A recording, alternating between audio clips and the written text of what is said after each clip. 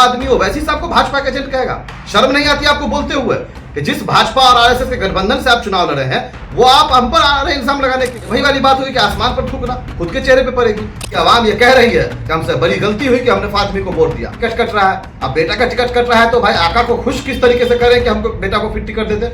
तो जाहिर सी बात है कि ओवैसी पर बोलो, ओवैसी साहब पर बोलेंगे तो हम आका हमारे भाजपा और आरएसएस की दलाली करेंगे।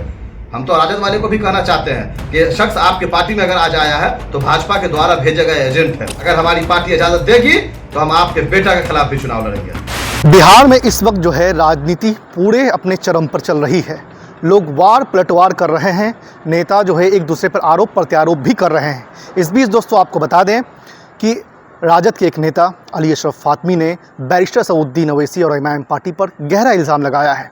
उन्होंने कहा है कि बैरिस्टर सऊद्दीन ओवैसी की पार्टी एमआईएम पार्टी जो है वो बिहार में चाहती है कि यहाँ जो है भाजपा की सरकार बने, और उन्होंने ये भी कहा है कि एमआईएम पार्टी जो है इसका सांठगांठ कहीं ना कहीं भाजपा से है। आपको बता दें कि इसी पे जो है एमआईएम पार्टी के पूर्व लोकसभा प्रत्याशी वक़ार सिद्दीकी उन्होंने अली अशरफ फातमी पर तीखा हमला किया है, तीखा प्रहार किया है, और उन्होंने क्या कुछ कहा है देखें। कल फातमी साहब ने प्रेस कॉन्फ्रेंस करके हमारी पार्टी पे और हमारे सदर पे इल्ज़ाम लगाया कि ओवैसी साहब भाजपा के द्वारा भेजे गए एजेंट है, भाजपा के साथ नूरा कुश्ती है उनका। तो जिस तरीके से वो नूरा कुश्ती को एक्सप्लेन कर रहे थे उससे साफ जाहिर होता है कि इस खेल में वो खुद माहिर है। जाहिर सी बात है कि जो शख्स 20 साल से लगातार नूरा कुश्ती करता हो वो तो माहिर होगा ही। 2009 में आपने कीर्ति आजाद के साथ नूरा कुश्ती किया, 2014 में उसी के साथ नूरा कुश्ती किया, 2019 में गोपाल जी ठाकुर के साथ नूरा कुश्ती किया, 2024 में मधुबनी आ गया अशोक यादव के साथ नूरा कुश्ती किया। तो जिस नूरा कुश्ती के खेल में ये माहिर है उसको तो जाहिर सी बात है कि एक्सप्लेन अच्छा से करेंगे।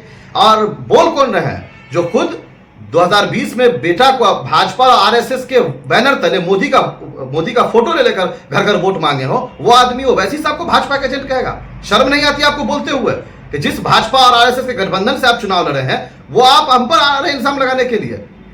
जिस पार्टी में अभी आप मौजूद है वो पार्टी भी जब पहली बार सरकार में आई तो वो भाजपा के समर्थन से आई, और आप आते हैं ओवैसी साहब पर इल्जाम लगाने के लिए। ये वही वाली बात हुई कि आसमान पर थूकना खुद के चेहरे पे पड़ेगी।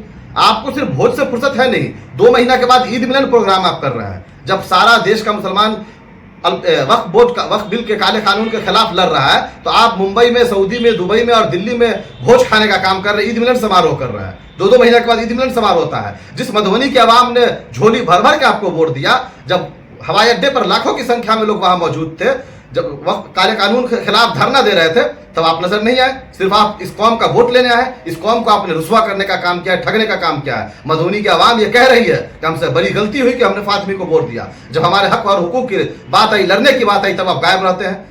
और आप ये सिर्फ उलूल जुलूल इसलिए बोल रहे हैं कि आपके बेटा का टिकट कट रहा है। अब बेटा का टिकट कट रहा है तो भाई आका को खुश किस तरीके से करें कि हमको बेटा को फिर टिकट दे दे।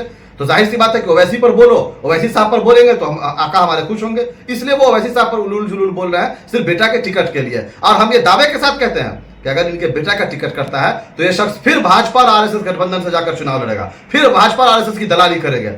हम तो राजद वाले को भी कहना चाहते हैं कि शख्स आपके पार्टी में अगर आज आया है तो भाजपा के द्वारा भेजे गए एजेंट है।